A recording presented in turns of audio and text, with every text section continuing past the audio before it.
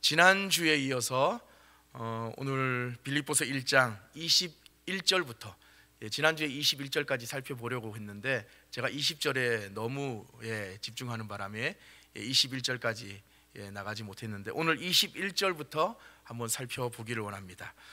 여러분, 오늘 본문 21절에서 지난주에도 제가 말씀을 드렸지만 사도 바울이 참 놀라운 고백을 합니다. 뭐라고 이야기하냐면 이렇게 고백을 하는 거죠. 내게 사는 것이 그리스도니 죽는 것도 유익함이라, 이렇게 고백해요. 그러니까 죽는 것도 유익하다는 거죠. 죽어도 좋다는 겁니다. 한마디로 죽는 것이 절대로 무섭거나 두렵거나 그렇지 않다라는 것이에요. 세상 사람들은 죽음 그러면 굉장히 무섭고 두렵고 생각만 해도 그렇잖아요. 근데 바울은 지금 내게 사는 것이 그리스도니 죽는 것도 유익하다, 절대로 두렵지 않다는 거예요. 아무리 믿음 좋은 사도 바울이라 해도 여러분 생각해 보십시오. 이런 허세 같잖아요. 허세. 이런 허세가 어디 있어요? 우리나라 옛말에 개똥밭에 굴러도 뭐라 그러죠? 이승이 났다. 이 세상 사람들이 그렇게 이야기를 하잖아요. 개똥밭에 굴러도 이승이 났다, 그렇게 이야기하는데 바울은 지금 그게 아니라 죽는 게 오히려 더 낫다, 더 좋다, 이렇게 고백을 한단 말이에요. 여러분, 이 고백이 참 평범한 고백 같지만 가만히 묵상해 보면 절대로 평범한 그런 고백이 아니에요. 바울은 지금 허세를 부리는 것도 아니에요. 사실 바울의 이 고백은 이런 겁니다. 세상에 수많은 가치들이 있지만 수도 없이 좋은 것들, 아주 훌륭한 그런 가치들이 많지만 진정 예수로 사는 사람, 예수 그리스도 한 분만으로 만족하는 사람, 그런 사람만이 할 수 있는 고백이 바로 오늘 21절에 사도 바울이 고백한 이 고백이에요. 그렇지 않은 사람은 예수 그리스도 한 분만으로 만족해 하는 사람, 그런 사람이 아니라 세상의 가치를 두고 사는 사람, 비록 교회 문턱은 드나들지만 세상의 가치를 두고 세상에 매몰된 채 세상 사람들과 똑같이 그렇게 사는 그런 사람은 절대로 이런 고백을 할 수 없습니다. 세상의 가치를 둔 사람에게는 결코 죽음이 유익이 된다, 이렇게 고백을 할 수가 없다라는 거예요. 왜냐하면 그들에게는 죽음이 영원한 멸망이기 때문에 그래요. 세상에 속한 사람은 죽음이 끝이다, 죽음이 완전히 그냥 끝이다, 멸망이다, 이렇게 생각을 하기 때문에 죽음이 유익합니다, 이렇게 고백할 수가 없는 것이에요. 그렇다면 그리스도인에게는 왜 이 죽음이 유익한 것일까? 왜 유익해요? 왜? 미국의 그 비평가 중에 러셀 로웰이라는 사람이 있어요. 러셀 로웰.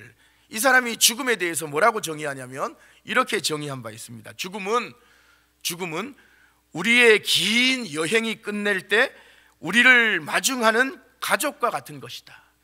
죽음은 우리의 기나긴 여행이 끝날 때 우리를 마중하는 가족과 같은 거다. 그런가 하면 또 어떤 사람은 이렇게 죽음에 대해서 이야기를, 죽음은 무서운 비와 정적이요, 암울한 공포요, 어린아이들로 치면 피하고 싶은 어두움 같은 것이다. 어떤 사람은 또 이렇게 이야기한다고요. 여러분, 이 둘 간에 러셀 로웰과 또 후자의 이 사람이 한 이 고백, 이 둘 간에 어떤 차이가 있는지 여러분 아시겠어요?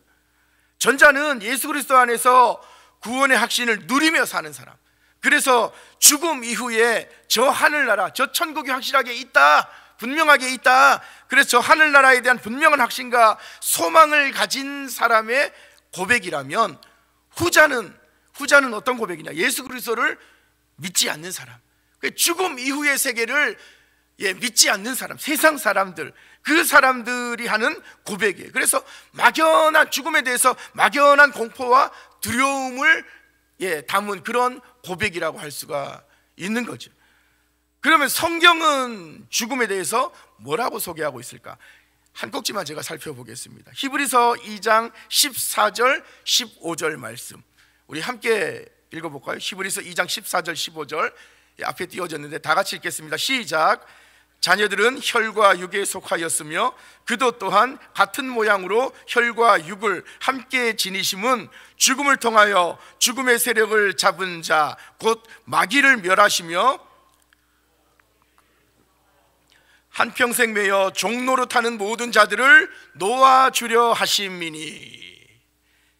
여러분, 사실 히브리서 이 말씀은 어떤 말씀이냐면 주님께서 이 땅에 왜 오셨는지, 예수 그리스도께서 이 땅 가운데 육신의 옷을 입으시고 왜 오셨는지, 육신의 옷을 입고 왜 친히 이 땅에 오셔서 죽으셔야만 했는지 그 이유를 설명하고 있는 그런 대목이에요. 그런데 내용을 가만히 살펴보면 죽음에 대한 세상 사람들의 두려움이 이 요절 안에 담겨 있어요.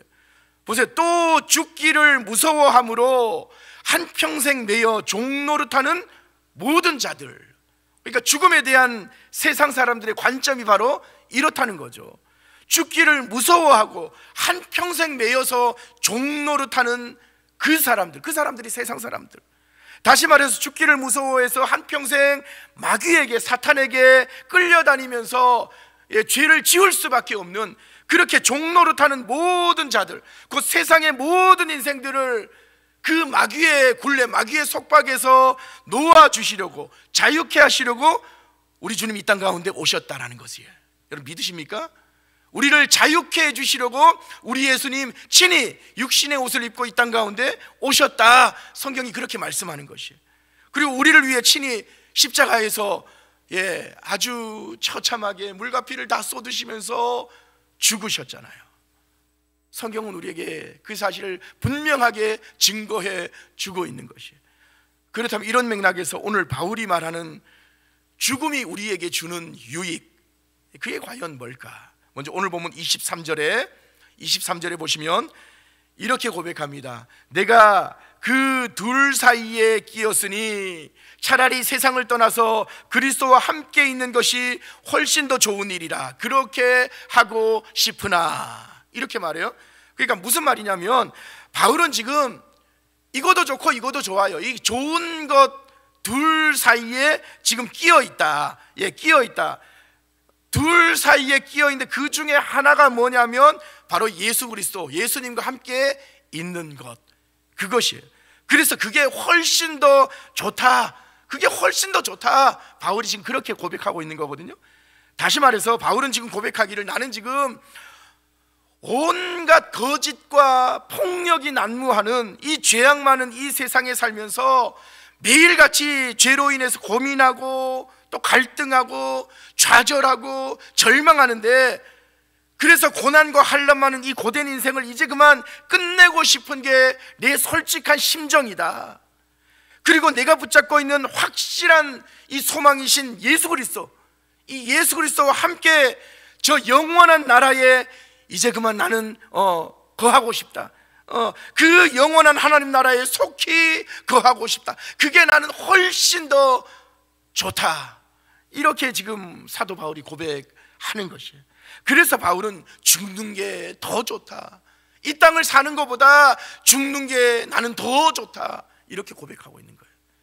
그런데 더 놀라운 게 뭔지 아세요? 이어지는 24절 보시면 분명히 저 영원한 나라를 확신하기 때문에 나는 이 죄악 많은 이 세상에서 고민하고 좌절하고 절망하고 그러는 것보다, 이 고통 고난을 감내하는 것보다 이제 그만 이 모든 것을 내려놓고 저 영원한 하늘나라 하나님 안에 거하고 싶다, 그게 더 좋다, 이렇게 고백을 하는데, 그런데 이어지는 24절 보시면 바울이 또 뭐라고 말하냐면 내가 육신으로 있는 것이 너희를 위하여 더 유익하다, 이렇게 고백해요.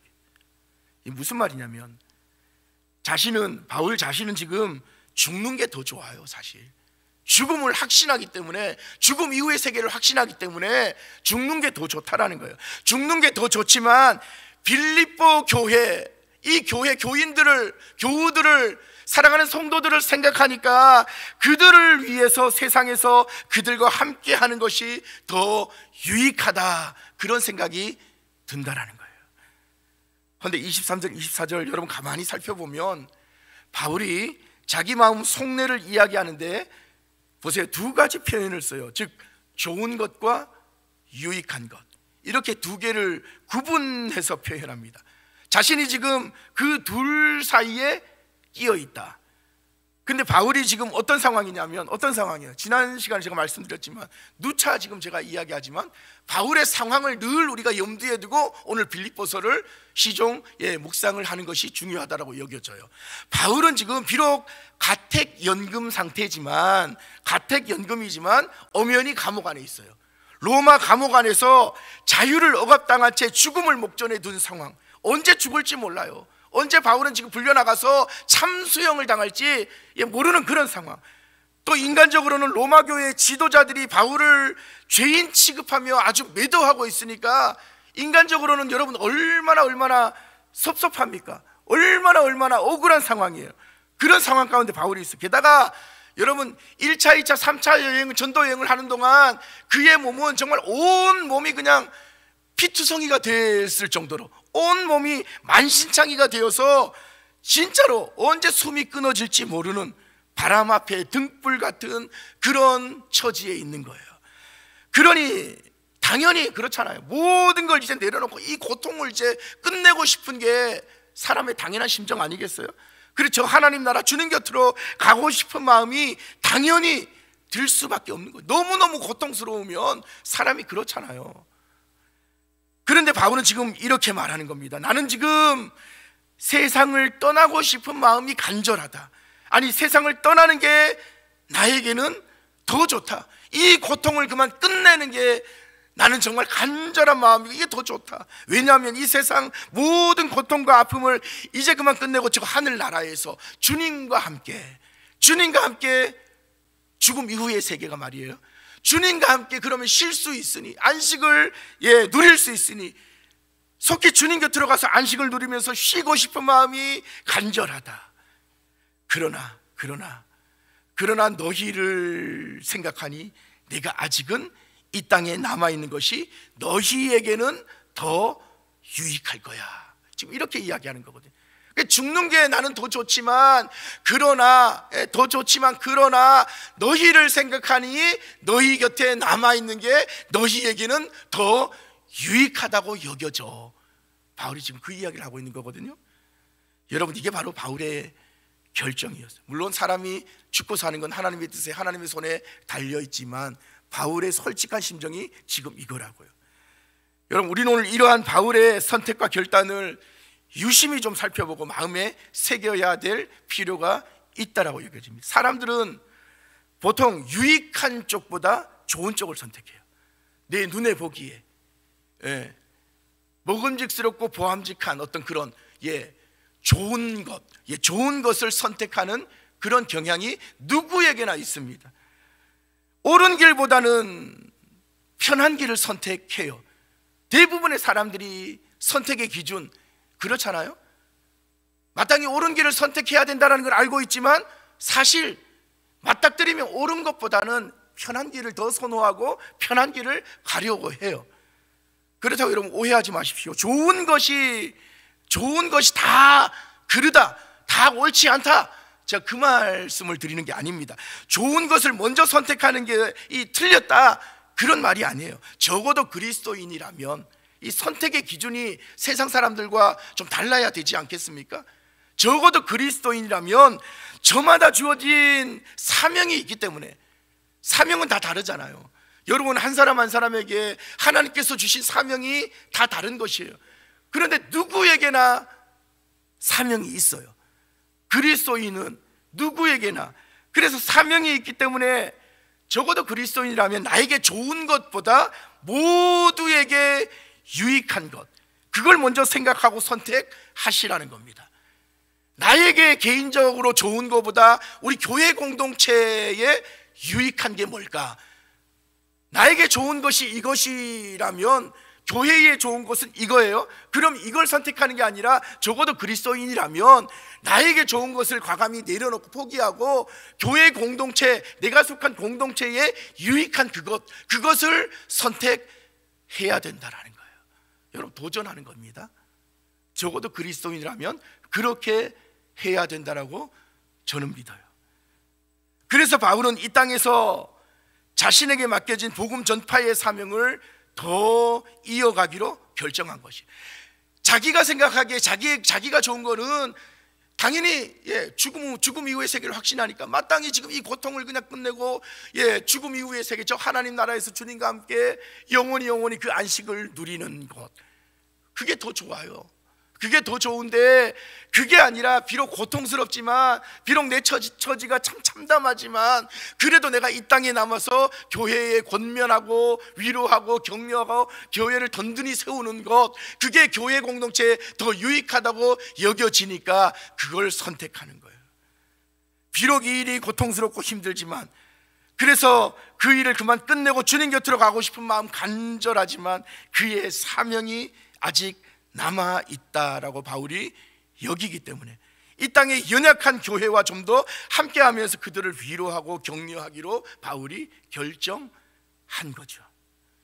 그것이 교회에 더 유익하다라고 여긴 겁니다. 그래서 더 유익한 쪽을 선택한 것이. 그렇다면 이제 바울이 왜 사는 것보다 죽는 게 더 좋다고 말했는지 그 이유를 어느 정도 우리가 파악을 했습니다. 구체적으로 좀 들여다보면 첫 번째 이유가 뭐냐, 바로 죄악으로부터 자유로워지기 때문에.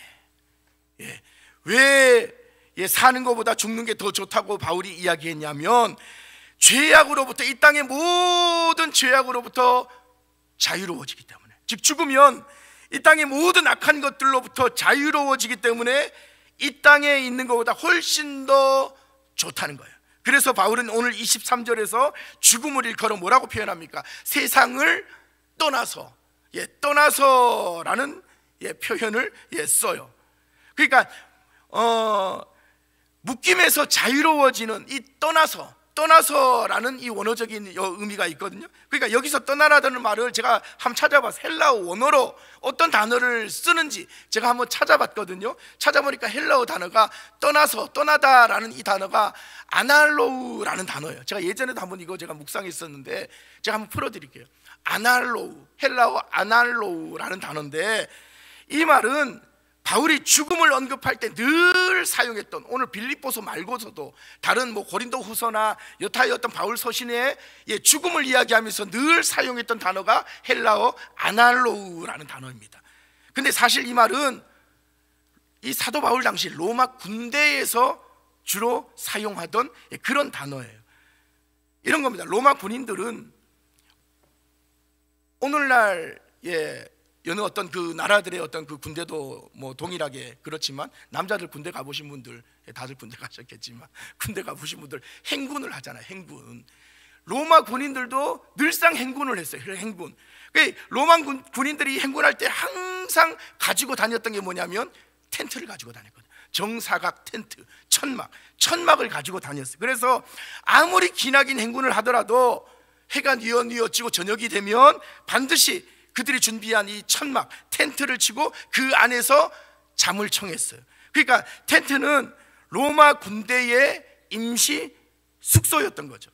그런데 텐트를 여러분 쳐보신 분들은 아시겠지만, 텐트를 칠 때 어떻게 칩니까? 텐트를 어떻게 해야 튼튼하게 견고하게 칠 수 있는 거죠?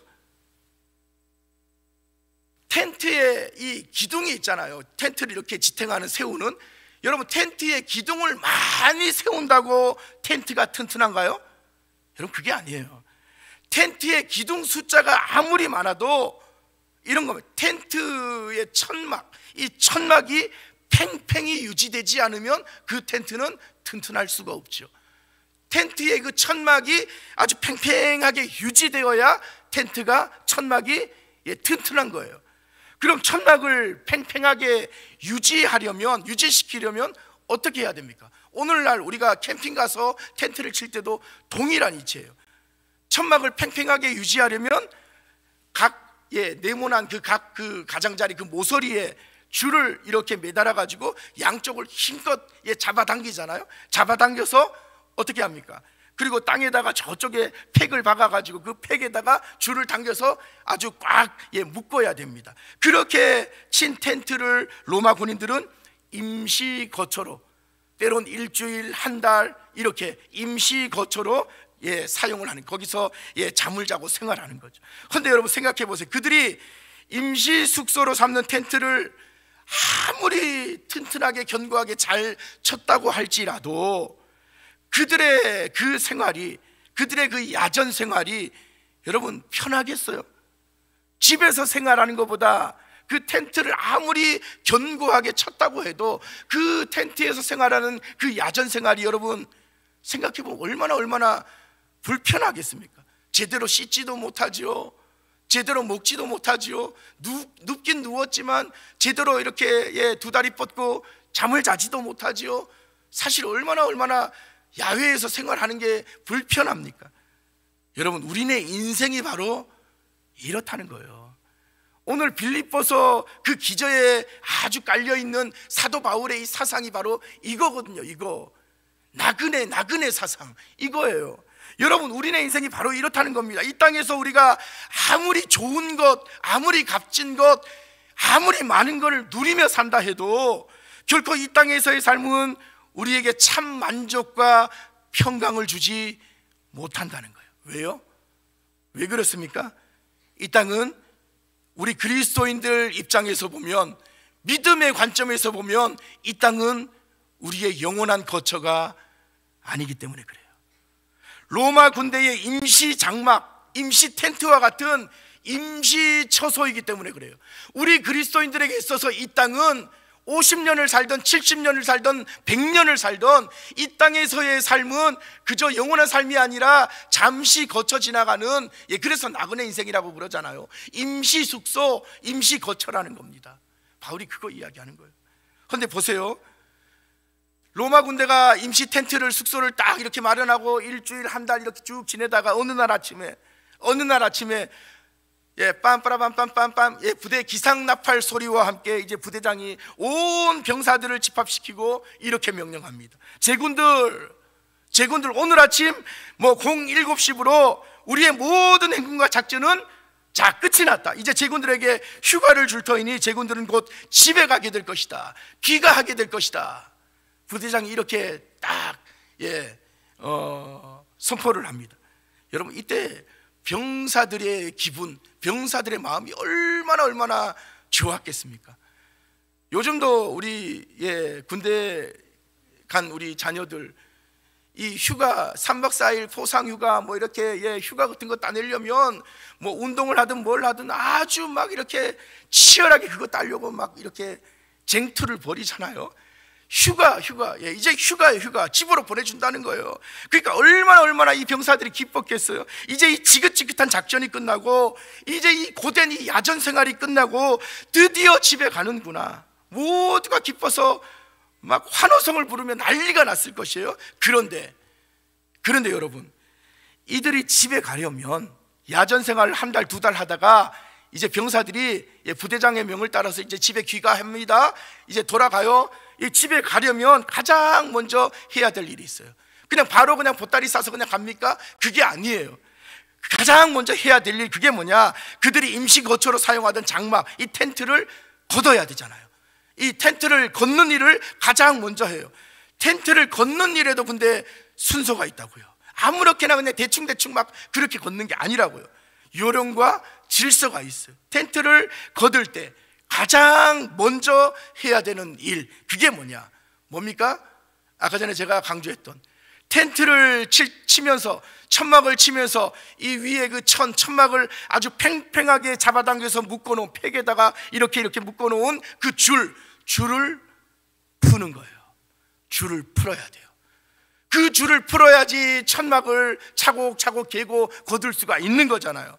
여러분, 이때 묶어놓은 줄을 풀다, 이게 바로 아날로우라고요. 아날로우. 오늘 사도 바울이 사용한 아날로우라는 뜻이 바로 이거예요. 떠나다. 이 의미가 바로 이런 의미라고요. 또 아날로우를 설명하는 또 다른 경우가 있는데 한 개만 제가 더 설명해요. 가령 이런 겁니다. 배 한 척이 망망대해를 막 이렇게 다니다가 갑자기 기름이 떨어졌어요. 그래서 급히 가까운 항구에 정박하게 되었는데 선원들은 어떻게 합니까? 정박하면서 항구에 배를 대고 이 배를 이제 파도에 휩쓸리지 않게 하기 위해서 닻을 내리고 육지에 줄을 휙 던져가지고 이 항구에 보면 큰 쇠기둥이 있잖아요. 그 쇠기둥에다가 이 줄을 아주 단단히 묶습니다. 왜냐하면 배가 자기 혼자 이렇게 막 이렇게 떠나면 안 되잖아요. 그래서 배를 묶어 놓는 거예요. 그리고 나서 이제 배에 기름을 채우는 거죠. 기름을 막 가득 채웁니다. 기름을 채우는 동안 선원들은 이제 그 항구, 그 도시에서 각자 이제 뭐 자기 어떤 선물도 사고 편지도 쓰고 고단한 몸을 쉬면서 그렇게 머무는 거죠. 그러다가 이제 배에 기름을 가득 채우고 난 다음에 항구를 떠날 때가 됐어요. 이제 항구를 떠나는 겁니다. 그러면 항구를 떠나면서 이 선원들이 또 가장 먼저 해야 될 일이 있어요. 그게 뭡니까? 항구를 떠나기 위해서 가장 먼저 이들이 뭐를 합니까? 배에 시동을 걸고 그냥 이렇게 그냥 출발하면 됩니까? 아니죠.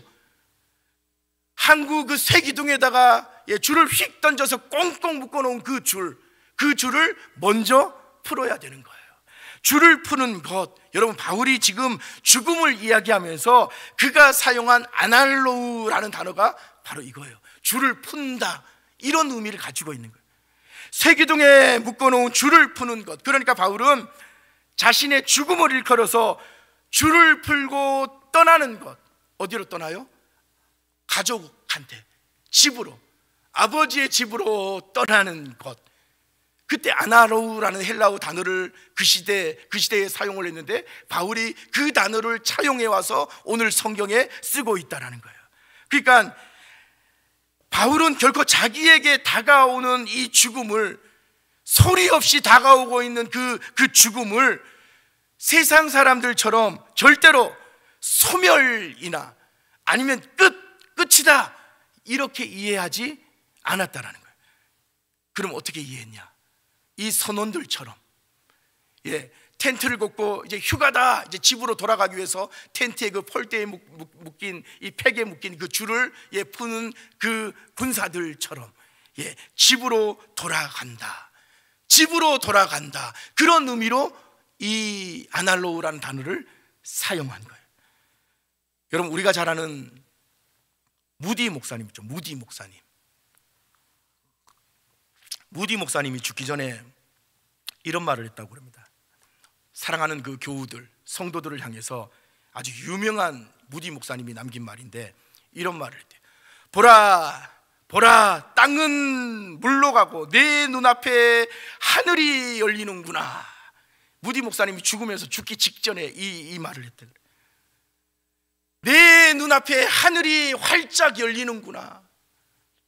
죽음을 바로 목전에 두고 숨이 헐떡헐떡 이제 끊어지기 바로 일부 직전에 죽음 이후의 세계를 본 거죠. 저는 그렇게 믿어요. 무디 목사님은 하늘이 활짝 열리면서 죽음 이후의 그 영원한 세계, 그 세계를 그 순간에 본 것이에요. 여러분, 죽음 이후의 하늘나라, 우리 주님 계시는 그 영원한 그 하늘나라, 그 세계는 분명히 있습니다. 우리가 육신의 눈으로 보지 못해서 그렇지 죽음 이후의 그 영적인 그 세계, 여러분 그 세계를 믿음의 눈으로 보시기를 축복합니다. 칼 바르트라는 현대 신학자가 있거든요. 제가 참 좋아하는 신학자인데 이 현대 신학자, 이 사람도 뭐라고 이야기했냐면 죽음에 대해서 이렇게 이야기를 해요. 죽음은 천국으로 들어가는 문을 여는 것이다. 그러니까 죽음은 천국으로 들어가는 관문이라는 것이에요. 관문. 칼 바르트가 아주 유명한 신학자거든요.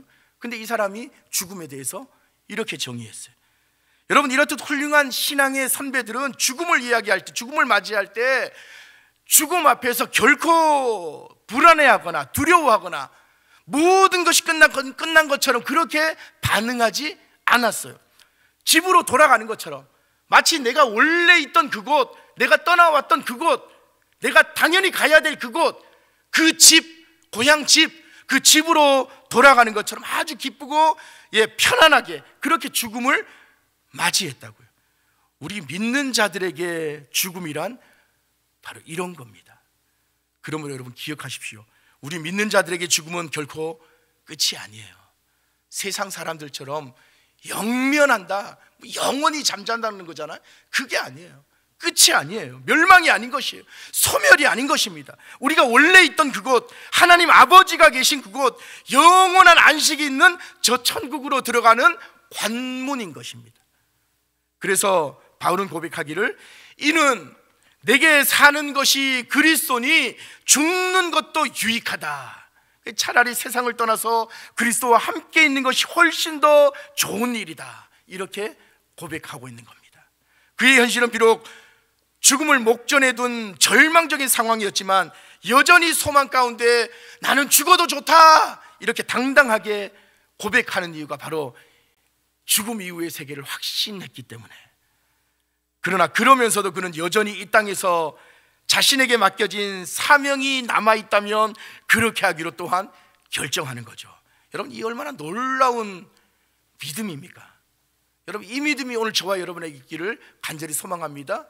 이 마지막 시대를 살아가면서 소망이 없다라고 이야기하는 이 마지막 시대, 이 땅을 살아가면서 여러분, 사도 바울의 이 믿음이 오늘 저와 여러분에게 있어야 되지 않겠어요? 그래서 우리도 바라기는 바울처럼 죽음 이후에 대한 확실한 소망 가지고 이 땅을 사는 동안 세상을 넉넉히 이기는 그런 우리 동부교회 교인들 다 되시기를 주님의 이름으로 축복합니다.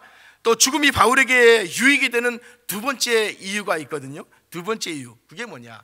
바로 완전해지기 때문에 그래요. 죽음 이후에 우리는 완전해집니다. 여러분, 이 사실 믿으십니까? 오늘 이 땅을 살면서 나의 모습이, 나의 삶이, 나의 형편이 때로는 나 스스로 아주 자괴감이 들 정도로 때로는 막 찌질하다라고, 그렇게 형편없다라고 그렇게 여겨질지라도 우리가 믿음으로 죽음을 맞이한다면 죽음 이후에 우리는 완전해지는 것이에요. 그래서 요한일서 3장 2절 말씀을 한번 볼까요? 요한일서 3장 2절 같이 한번 읽을까요? 시작. 사랑하는 자들아, 우리가 지금은 하나님의 자녀라. 장래에 어떻게 될지는 아직 나타나지 아니하였으나 그가 나타나시면 우리가 그와 같을 줄을 아는 것은 그의 참 모습 그대로 볼 것이기 때문이라. 요한일서 3장 2절에서 이렇게 말씀하거든요. 여러분, 이 말씀 속에 아주 중요한 메시지가 담겨 있는데, 그게 뭐냐면 우리가 지금은 모든 게 그냥 불확실하고 희미하지만 죽음 이후에는 우리 주 예수 그리스도와 같이 온전하게 된다, 이걸 말해주고 있는 거예요. 그렇다고 우리가 죽은 후에 예수 그리스도가 된다, 예수님이처럼 된다, 그 말이 아니에요. 그 말이 아니라 그분의 완전하심처럼 우리 역시 온전하게 된다, 완전하게 된다는 것이에요. 우리의 육신도 마찬가지 완전하게 될 것입니다. 그러니까 우리가 부활해, 우리 주님 다시 오시는 그날 우리가 죽었든지 살았든지 우리는, 죽은 자들은 완전한 그냥 부활 성체로 다시 거듭나서 이제 주님께로 들림 받을 것입니다. 그게 부활 신앙 아니에요? 그러니까 완전하게 우리의 육신도 영혼도 온전하게 되는 거죠. 그래서 디모데후서 4장 8절에 보면 성경이 우리에게 이렇게 말씀합니다. 이제 후로는 나를 위하여 의의 면류관이 예비되었으므로 주 곧 의로우신 재판장이 그날에 내게 주실 것이며 내게만 아니라 주의 나타나심을 사모하는 모든 자에게 도니라, 이렇게 이야기합니다. 여러분, 여기서 의의 면류관이 뭐냐? 이런 거, 요즘은 사진을 찍을 때 뭐 핸드폰에 다 이제 카메라 기능이 있으니까 핸드폰으로 사진을 찍거나 아니면 디지털 카메라, 디카 그러잖아요. 이 디카로 뭐 사진을 찍거나 뭐 그렇게 하지만, 예전에는 한 뭐 십수년 전, 한 20년 전만 해도 전부 다 이제 사진 찍을 때 필름 카메라로 다 찍었잖아요. 필름 막 드르륵 감아가지고 찍고, 나중에 필름 빼서 사진관에 갖다 주면 사진을 현상하고, 필름 카메라로 다 사진을 찍어요. 그 필름 카메라를 생각해 보면, 그 카메라로 사진을 찍고 난 뒤에 필름을 꺼내서 어떻게 합니까? 이런 형광등이나 이런 밝은 빛에 이렇게 비춰보면 자기가 낮에 이렇게 찍었던 어떤 그 형체들 아주 희미하게나마 사진의 윤곽을 어느 정도 알아볼 수 있잖아요. 그러나 사진의 색깔이나 형태까지 아주 정확하게, 명확하게 그렇게 알아보기는 힘들어요. 그러려면 아주 강렬한 빛이 나오는 그 뭡니까? 그 환등기라고 그러나요? 그 앞에 가서 이렇게 비추어 봐야지 낮에 내가 이 찍은 어떤 그 사건, 그 모습, 그 형체를 뚜렷하게 알아볼 수 있는 거죠. 이렇듯 디모데후서에서 바울이 이야기하는 게 뭐냐면 세상에 아직 그와 같은 강렬한 빛이 임하지 않았다라는 거예요. 그래서 우리가 알고 있는 모든 지식, 하나님에 대한 지식, 예수 그리스도에 대한 지식, 또 어떤 영적인 지식이라고 할지라도 우리가 알고 있는 그 모든 지식은 다 어떤 거냐? 어린아이와 같이 거의 불확실한 것이다. 이 세계적인 신학자라고 하더라도 세계적으로 아주 유명한 그 신학적으로 아주 박학다식한 그런 사람이라고 할지라도 하나님에 대해서 그 사람 역시 아주 극히 일부만 알고 있는 것이다. 그렇다라는 거예요. 그런데 우리가 죽음의 문을 통과하게 되면 그 모든 것을 다 분명하게 알 수 있다는 거죠. 우리 모두에게 그날이 반드시 올 것이에요. 분명하게 알게, 하나님에 대해서, 하나님의 계시에 대해서, 예수 그리스도에 대해서 우리가 분명하게 확인하고 알게 될 수 있는 그날은 우리에게 반드시 온다는 겁니다. 그러므로 우리는 이 땅을 살면서 그런 거 조금 안다고 해서 내가 기도도 열심히 하고 말씀도 열심히 보고 내가 교회 다닌 지 신앙생활 한 지 30년 40년 그러니까 나 웬만한 거 다 꿰고 있어. 내가 그렇게 좀 안다고 해서 거들먹거리거나 아는 체하거나 교만해할 필요가 전혀 없다라는 거예요. 그러면 안 된다라는 거예요. 우리 그리스도인들이 믿음이 깊으면 깊을수록 더 겸손해야 되는 이유가 바로 이 지점에 있는 거예요. 그리고 마지막으로 죽음이 바울에게 유익이 되는 세 번째 이유, 시편 116편 15절 보시면 이렇게 시편 기자가 고백합니다.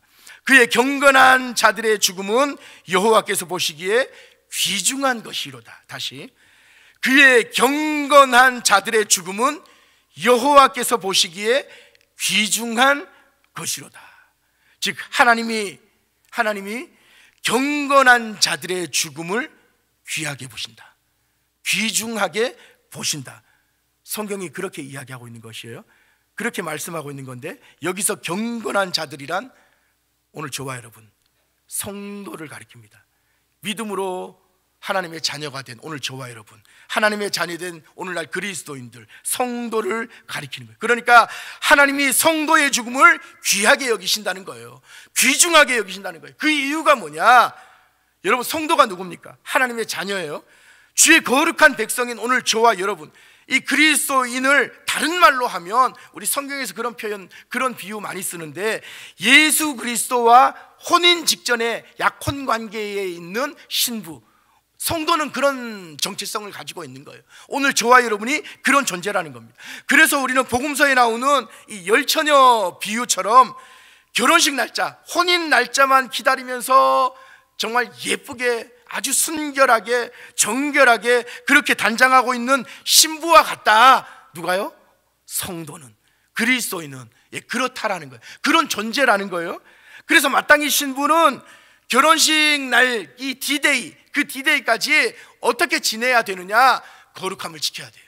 정결하게, 순결하게 지켜야 되는 거예요. 그래서 자신을 지키면서 그렇게 주님 오심을 기다려야 된다라는 거예요. 우리도 주님 오시는 그날까지 우리를 정말 순결하게 거룩하게 지키면서 그리스도인으로서 마땅히 살아야 되는 이유가 바로 여기에 있다라는 겁니다. 그렇다면 주님의 신부인 우리에게 있어 마침내 디데이가 왔어요. 주님 오시는 그날 디데이가 되고 신랑 되신 예수 그리스도와 온전한 연합을 이루는 것, 그것이 바로 이 죽음이 우리에게 가져다 주는 최고의 기쁨이요 환희이다. 이렇게 성경이 말씀하는 겁니다. 그날이 되면 우리는 예수 그리스도와 완전한 연합으로 들어가게 될 것입니다. 이 사실을 여러분 믿으시기 바랍니다. 생각해 보세요. 만유의 주제요, 만유의 주인 되신 예수 그리스도와 함께 영원히 이제 그분과의 이 교제 속으로 우리가 들어가게 되는 것이에요. 그 얼마나 이 감격스러운 일입니까? 한낱 피조물인 우리가 말이에요, 창조주이신 만유의 주제이신 그 하나님과의 영원한 교제 가운데 우리가 들어간다라고 생각하면 이거보다 더 감격적인 일이 여러분 어디 있겠어요? 그래서 하나님이 우리의 죽음을 귀하게 여기신다, 그렇게 말씀하는 거예요. 그러므로 여러분, 이러한 이유로 사도 바울은 죽음을 결코 두려워하지 않았어요. 죽음을 오히려 기쁘게 여겼어요. 더 좋게 여겼어요. 아니, 죽음조차 유익으로 여긴 것이에요. 이렇듯 우리의 믿음도, 오늘 저와 여러분의 믿음도 진짜 믿음이라면, 그냥 모양만 신용만 하는 그런 신앙, 그런 믿음이 아니라, 자기만 알겠죠? 내 믿음이 여러분 과연 진짜 믿음이라면 오늘 사도 바울과 같이 죽음 이후의 세계, 저 천국 소망을 두고 이 땅을 살아야 되는 겁니다. 비록 육신의 몸으로는 이 땅을 살지만 저 하늘나라 천국의 소망을 두고 사는 사람, 진정 믿음의 사람은 여러분 결코 내 상황이 조금 어렵다고 해도, 내 가정 가운데, 자녀 가운데, 내 사업 가운데 이런 문제가 생겼다고 해서 결코 낙망하거나 좌절하지 않아요. 환경의 지배를 받지 않아요. 모든 상황 속에서 믿음으로 결정하는 거예요. 기뻐하기로, 감사하기로. 지난주에 제가 찬양 불렀던 것처럼 기쁨은 결정하는 겁니다. 감사는 결정하는 거예요. 믿음으로 결정하는 거예요. 내 상황이 비록 찌질하지만 낙심할 수밖에 없는, 절망할 수밖에 없는 그런 환난과 고난이 지금 내 앞에, 내 가정 가운데 찾아왔지만 그럼에도 믿는 사람들은 결정하는 거죠. 하나님으로 인해서 내가 기뻐하기로 결정합니다. 감사하기로 결정합니다. 믿음으로 이 상황 내가 정면 돌파하기로 하나님 내가 결정하겠습니다, 결정하는 거죠. 그렇게 세상을 이기며 사는 사람이 진짜 믿음을 가진 그리스도인인 것입니다.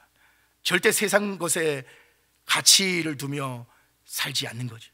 돈이나 명예나 인기에 연연하지 않는 사람, 사람들의 반응이나 시선에 마음을 빼앗기며 일희일비하지 않는 사람, 세상 권세 앞에 비굴하게 무릎 꿇지 않는 사람, 오직 우리 주 예수 그리스도 앞에 순종하며 사는 사람, 그 사람이 진정 믿음의 사람, 죽음 이후에 천국을 바라보며 그렇게 오늘을 살아가는 사람. 다만 바울은 죽음 이후의 세계를 아무리 사모하고 간절히 소망하더라도 오늘의 현실을 도피하거나 마지못해 그렇게 살아내지 않았어. 오직 사명으로 살아요. 그래서 24절에 이 빌립보 교회를 향해서 내가 육신으로 있는 것이 너희를 위하여 더 유익하다, 이렇게 말하면서 이어지는 마지막 25절 26절에 이렇게 고백하는 것이, 세 번역으로 제가 읽어드리면, 제가 이거 읽고 마칠게요. 나는 이렇게 확신하기 때문에 여러분의 발전과 믿음의 기쁨을 더하기 위하여 여러분 모두와 함께 머물러 있어야 할 것으로 압니다. 내가 다시 여러분에게로 가면 여러분의 자랑거리가 그리스도 예수 안에서 나 때문에 많아질 것입니다. 이렇듯 바울은 이 땅의 교회를 위한 자신의 사명이 남아 있음을 알았기에 자신에게 좋은 것보다 교회에 더 유익한 것을 선택하면서 이 땅에 더 머물기를 원한 것입니다. 정말 놀라운 고백이 아닐 수 없는 거죠. 그러면 여러분, 말씀을 맺으면서 우리도 바울처럼 매일매일 저 천국의 소망을 두며 사십시다. 비록 이 땅에 소망이 없다 그렇게 사람들이 이야기할지라도 우리의 소망은 오직 저 하늘나라 하나님께 있는 것이에요. 저 천국의 소망을 두고 살아가되 이 땅을 사는 동안 나의 유익보다는 우리 이 공동체, 사랑하는 우리 안동 동부교회, 이 교회의 덕을 먼저 생각하면서 먹든지 마시든지 하나님의 영광을 위해서 사는 진짜 믿음의 소유자들, 오늘 저와 여러분 되시기를 주님의 이름으로 간절히 축복합니다.